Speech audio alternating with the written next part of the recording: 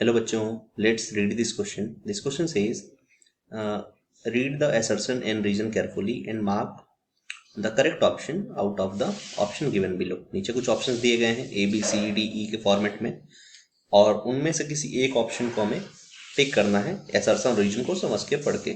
ठीक है, ये बोला हुआ है if both assertion and reason are true and reason is the correct explanation of the assertion, तो ए टिक करोगे, बी टिक करोगे, एसर्शन रीजन सही है लेकिन एक्सप्लेनेशन सही नहीं है ना. सी टिक करोगे अगर एसर्शन ट्रू है बट रीजन फॉल्स है. डी टिक करोगे आप अगर एसर्शन रीजन दोनों फॉल्स है. और ई टिक करोगे आप अगर एसर्शन फॉल्स है बट रीजन ट्रू है. एसर्शन क्या है? एसर्शन बोला हुआ है ना, कि इफ एन आर्टिफिशियल सैटेलाइट, एक आर्टिफिशियल सैटेलाइट है with a metal is moving above the earth in a circular orbit, a current will be induced in the satellite if the plane of the orbit is inclined to a plane of equator.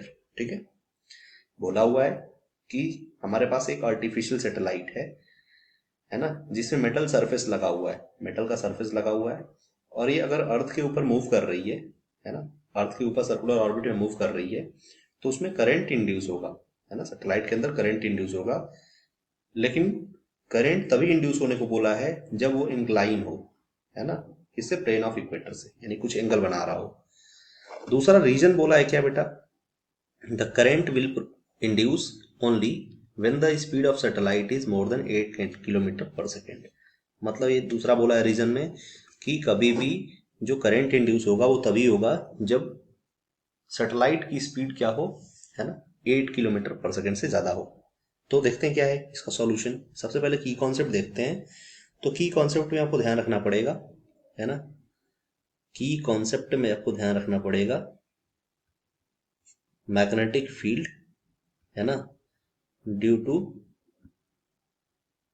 Earth in equatorial plane, equatorial plane, है ना, यानी कि equator वाले plane पर जो magnetic field रहता है वो कितना रहता है. ठीक है, तो बोला क्या हुआ है ना, आप ध्यान से समझना. सबसे पहले मैं क्या कर लेता हूँ ना, एक फील्ड अर्थ का. ठीक है, ये मान लो अर्थ है, ये सपोज कर लेते हैं अर्थ है, और अर्थ का ये जो है ना बेटा, ये जो मैं बना रहा हूँ, ये क्या है, एक इक्वेटोरियल प्लेन है ना, इक्वेटोरियल प्लेन है, ये इक्वेटोरियल प्लेन है अर्थ का. ठीक है, तो जब बेटा ये इक्वेटोरियल प्लेन है अर्थ का, है ना, तो हम बात कर रहे हैं कि कुछ इंक्लाइन पे मूव कर रहा हो, है ना, यानी कि जो हमारा सैटेलाइट है वो कुछ एंगल बनाकर मूव कर रहा होगा, है ना. तो समझते हैं कैसे एंगल मूव बनाकर मूव कर रहा है, यानी कि कुछ ऐसा, उसका मूवमेंट कुछ ऐसा होगा, ऐसा कुछ ऐसा मूवमेंट होगा उसका. कुछ बात समझ में आया ना, कुछ एंगल बन रहा है. देखो इक्वेटोरियल का प्लेन ये है, इक्वेटोरियल का प्लेन ये है, और मूवमेंट का प्लेन ये है वेलोसिटी का, है ना, तो कुछ एंगल थीटा बन रहा है. तो इस केस में बेटा ध्यान रखना कि जब भी ऐसी बात आएगी तो बस उसके प्लेन में नहीं होना चाहिए, कुछ एंगल बनाना चाहिए. यानी कि अगर हम इसका एक्सप्लेनेशन लिखने को जाएं तो एक्सप्लेनेशन क्या होगा इसका, इसका एक्सप्लेनेशन क्या होगा, जब भी कोई सैटेलाइट मूव करती है इंक्लाइन प्लेन में, है ना, इक्वेटोरियल प्लेन के साथ, तो मैग्नेटिक फील्ड चेंज होगा. ठीक है, और मैग्नेटिक फील्ड चेंज होने की वजह से फ्लक्स जनरेट होगा, फ्लक्स की वजह से ऑब्वियस ही बात है करंट इंड्यूस होगा. यानी कि आप लिखोगे कि व्हेन, आप समझना बस, मैं लिखता हूं, when the satellite move in equatorial plane, equatorial plane में जैसे कोई सैटेलाइट मूव करता है ना, with some angle, move incline लिखना, इंक्लाइन, क्योंकि इक्वेटोरियल प्लेन में नहीं, move incline with equatorial plane, then magnetic field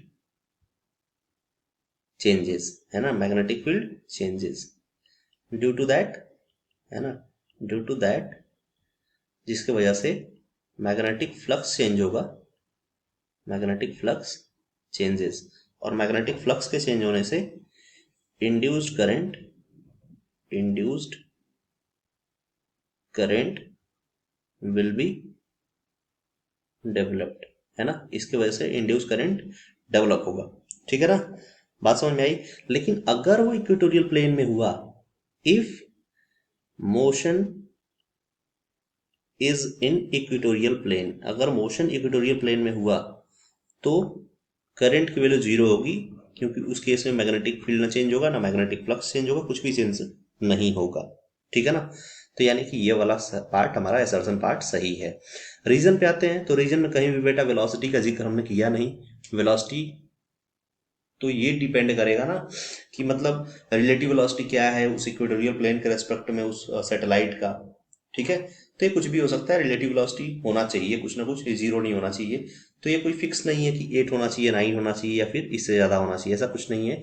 तो क्या होगा इस केस में, यानी कि पहला ऑप्शन तो सही है, लेकिन दूसरा ऑप्शन जो है वो गलत है, क्योंकि ऐसा कहीं पे नहीं बोला गया है, या फिर रिलेटिव वेलोसिटी का कोई कॉन्सेप्ट भी ऐसा नहीं है जो कि 1 किलोमीटर पर सेकंड को रिप्रेजेंट करता हो। ठीक है ना? वेलोसिटी कुछ भी हो, आप बस ध्यान रखो कि इक्वेटोरियल प्लेन के कुछ एंगल बना रहा हो, इक्वेटोरियल प्लेन पे ना हो। अगर ऐसा मूवमेंट करने लग जाए तो उस केस में मैग्नेटिक फील्ड 0 होगी, है ना? और उस केस में मैग्नेटिक फील्ड चेंज नहीं होगी, मैग्नेटिक फ्लक्स भी नहीं चेंज होगा, और फाइनली हमारे पास वैल्यू भी नहीं आएगी, है ना, करंट की। ठीक है? So I hope you understood it well. All the best. Thank you so much.